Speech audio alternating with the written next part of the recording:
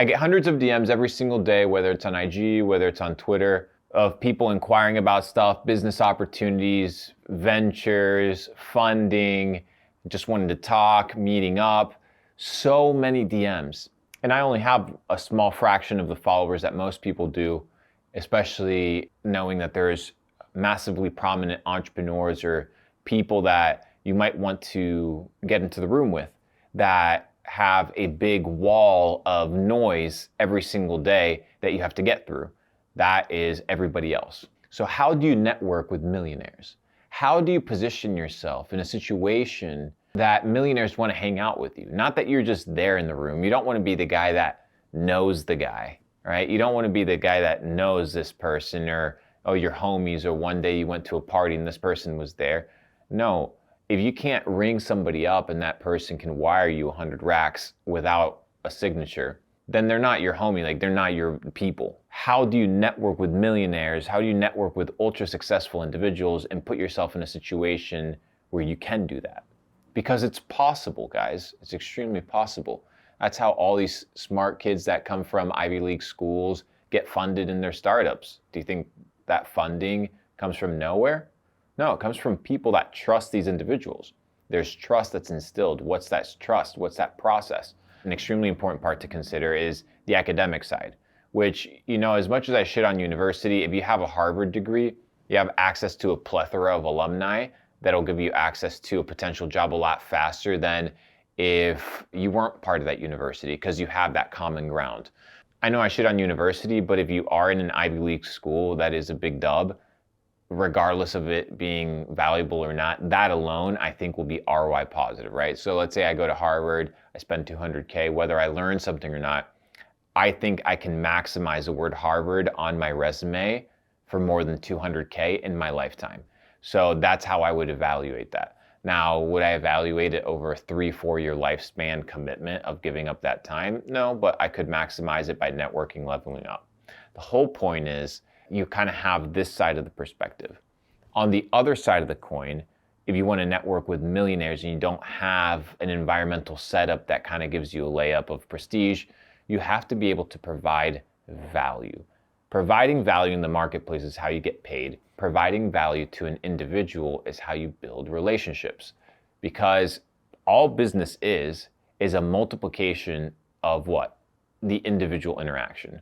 So people think that an unsuccessful business is the business that has one customer. But if I have a business, right, and it has one happy customer, I have a successful business. Why? Because I am transacting with that individual. You may call it a small business. You may say I'm a contractor, I'm a seller. No, but I'm in business. I am operating a business. I'm operating a transaction. All that a big business is that same thing happening at a macro scale. Make sense? So once you kind of zoom that out, you understand, okay, how would I get a job or how would I provide value to a company? And you would pitch the company based off of the company's perspective. Now just bring it down to its most basic common denominator. Instead of looking at the macro relationships, all the relationships happening at once under the name of this company and this logo, bring it down to the individual unit. I know this is a mind fuck. I know it's super good sauce, so hear me out. So break it down to the micro level, and the same thing you would do at a bigger level, like you would analyze the P&Ls of a company, you would analyze the strengths and weaknesses, the culture, the messaging, the executive board, the decision makers, the history of this company. You can do the exact same thing with an individual, right? You can reverse engineer a person's life to know who they are, what they like, what they're about, and to become presently aware of your interactions with them or what they say or how they move, to be able to understand the nature of who they are. That is how you build rapport. That is how you build credibility in relationships, is becoming aware of what a person is, who a person is, and actually giving a fuck. When you actually care about your customers, right, and that gets translated and transmuted into more customers because there's word of mouth of, hey, this is good business, right? All you're doing is you're leveraging a multiplication of that same relationship that you're having with an individual unit, but you're just multiplicating at a big level. And what you need to be able to do at a networking level is to break that down and have the same conversation that you would, but not to perceive it as an ROI kind of relationship, but to perceive it as, how can I serve this person? How can I be of value to this person? How can me being in this room with this person make this person's life better? That's the same conversation you should be having at the macro level in your company, right? You can be having that at a micro level in the networking space. I know nobody talks like this and nobody mentions these principles in this way, but you can start extrapolating a lot of things that are happening at a macro level into a micro level. I think that when I realized this, I was able to get into the room with people that were significantly wealthier, better off, more successful, better positioned than I was. That's how I got into the room with billionaires. That's how I got into the room and doing business with people worth hundreds of millions of dollars. And that's how I was able to sit down in rooms that have prestigious individuals that people would pay a lot of money to sit down with. You know, there's people that I've sat down with, had the pleasure of conversing, having a meal with, that will charge you $100,000 for a keynote. But because you position yourself and you provide value, not to the status or the name, but to the human, the individual, the person that is there. If you start seeing your business in that way, right? We call it humane. It's this idea of being conscientious. Then you're operating in a very good dynamic. Spot the needs that people have. If you guys see me on IG, on Twitter, if you guys are perspicacious and had the ability to perceive my needs, you would be able to reach out to me in a way, not, oh, hey, Luke, I'll work for you for free. Dude, do you think rich people need you to work for free? They can just hire the best talent. I've said this before, right? So doing stuff for free is not good enough. You have to be the best, right? You have to be the best. It's extremely important that you're the best. And not only that, it's that you provide a value that's tailored to them. And it's not just identifying a value, ladies and gentlemen, but it's also being able to create a value if you're not able to identify one. So Naval Ravikant often talks about the greatest way to make money is to give the world something that it yet not knows it needs. That's how you disturb a market. If you want to disturb a relationship and turn it on its head and really build something crazy, you must be able to do the exact same thing. It's extremely important. And once you understand that, you can introduce a new value proposition into the psyche of an individual that they may not be aware of because they don't know, then it becomes a very, very fun game. I'll give you an example. We were sitting with a buddy of ours, and he wanted to introduce us to a billionaire.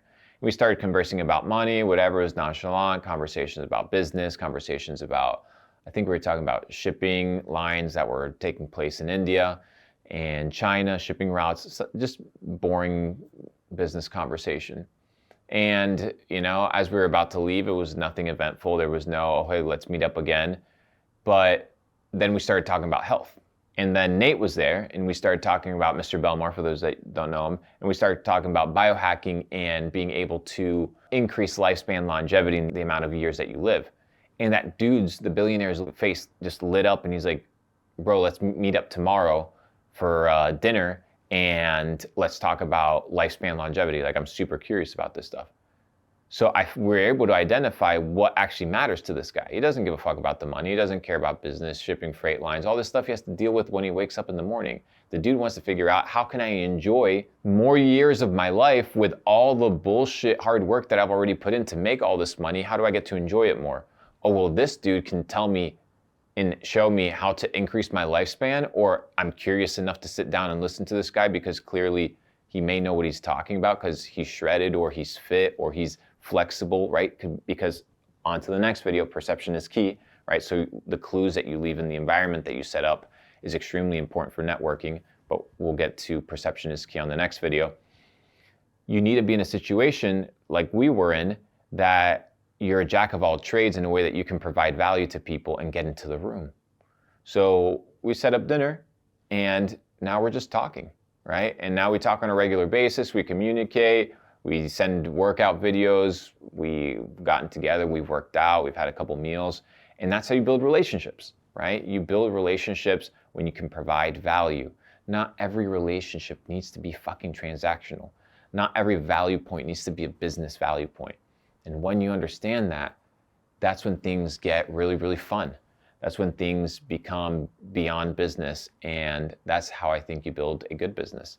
And when I think relationship transcends just a contractual interaction, it can actually flourish into something that it's meant to be, something meaningful. So if you want to network with people, study them, evaluate them, analyze them like markets, be able to provide value in a spot that they're weak in, that you excel in, or create a value proposal to a problem that they may not yet know that they need, and solve that. That's how you get paid big bucks.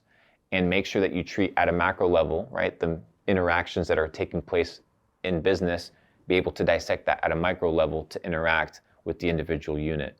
This is how you begin to understand the ethos of people and what makes people tick. This is what gets you into the room with people that are brackets ahead of you.